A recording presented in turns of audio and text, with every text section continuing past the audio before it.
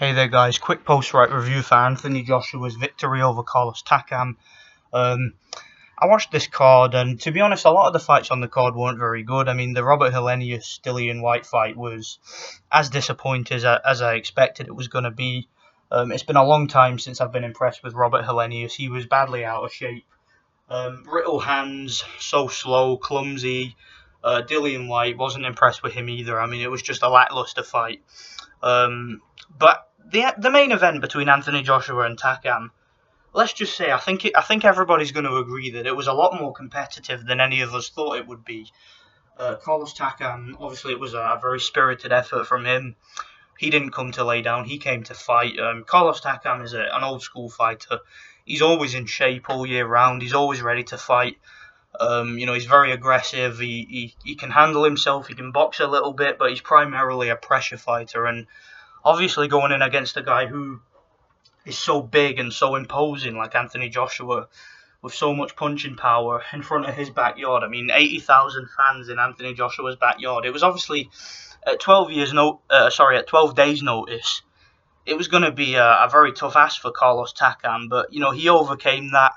He came in and he gave it a very spirited effort, and it wasn't really a competitive fight, but what I'm saying is it was a lot more competitive than I thought it would be because, Takam, in the second round, he came out and there was a clash of heads, which personally I thought it looked intentional, but you never know, it could have been an accident. But as he was coming in, he headbutted Anthony Joshua in the nose, which gave Anthony Joshua a bloody nose and kind of pissed Joshua off a little bit. And he also was staying on the outside out of range, and then he would get close and he would try and get up on Joshua's chest and land some left hooks to the body. And doing that, he kind of threw Joshua's rhythm off a little bit. I felt that Joshua was struggling to find the range. He really wasn't that accurate with his power shots from distance. And, the experience of Carlos Takam, a guy who has boxed at championship level before, it definitely showed in this fight. I mean, Carlos Takam has sparred with the likes of Tyson Fury, the Klitschko's. I mean, he's fought, he's sparred with a lot of tall guys. He's fought guys like Alexander Povetkin, Joseph Parker. So obviously, Carlos Takam has a lot of experience. Okay, so he's not an easy guy to look good against, and that clearly showed in this fight. So I know a lot of people are going to look at Joshua's performance and they're going to think that there are certain things that can be exploited. But to be honest, I mean, when Joseph Parker fought Carlos Takam, that fight went the distance, and that fight was very close and competitive. So, I mean, you can definitely say that Joshua did a better job than Parker did. And Alexander Povetkin, he knocked Carlos Takam the fuck out. I mean, he put him to sleep. But that fight was also very competitive, whereas the Joshua fight, I thought Joshua was winning the rounds pretty clearly, although he was having problems finding the range and he was getting caught here and there, and he looked a bit clumsy at times. He was still winning the rounds. I never felt like he was in trouble of losing the fight at any point. So I think Anthony Joshua still is the man at heavyweight. He's still the king. He's still the number one heavyweight in my opinion. He's the only unified champion in the division, and I was encouraged by Anthony Joshua's post-fight interview, because when they asked him about Deontay Wilder, he said, look, I want to build up UK boxing. Okay, we're selling big stadiums here, 80, 90,000 at Wembley, whatever. And UK boxing is buzzing, and the UK is where it's at for these big stadium fights. So there's really no point in giving ground and going over to America to fight that chump Deontay Wilder. So yeah, I agree with Anthony Joshua. There's no point going over to America. He should stay in the UK, he should build his brand.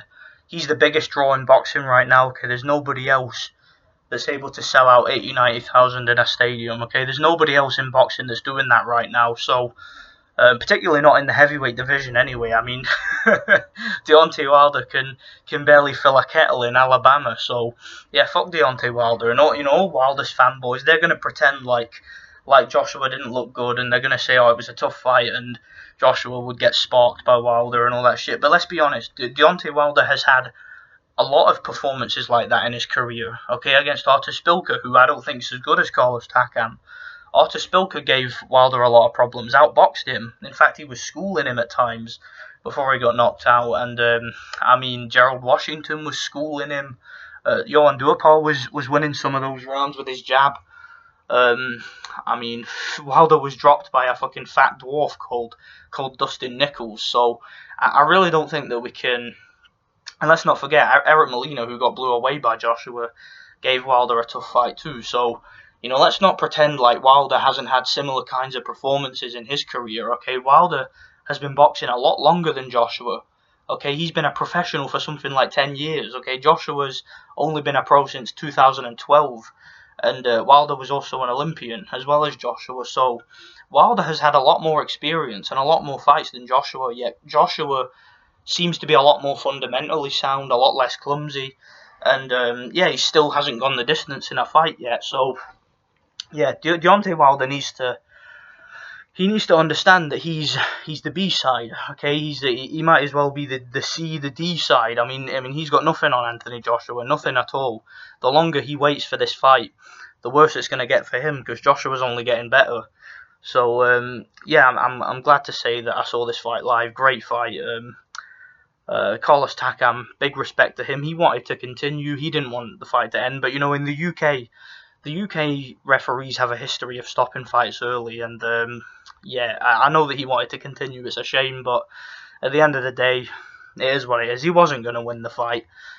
Joshua was just going to keep pulverizing him, and either would have won a wide decision or a stoppage in the last couple of rounds. So yeah, it was sad to see him get stopped like that, but it is what it is. Anthony Joshua goes on to get another stoppage. That's 20-0, 20 knockouts.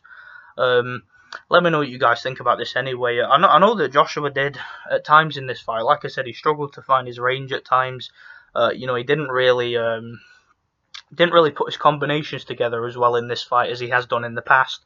And you'd have to give some great pressure fighters out there, like Povetkin, for example, maybe a chance of springing an upset against Joshua, but I can't see it, to be honest, because I think that I think he'll go back to the drawing board. Him and Rob McCracken, they'll get his technique sorted out, and he'll improve after this. So let me know what you guys think. Thanks for watching.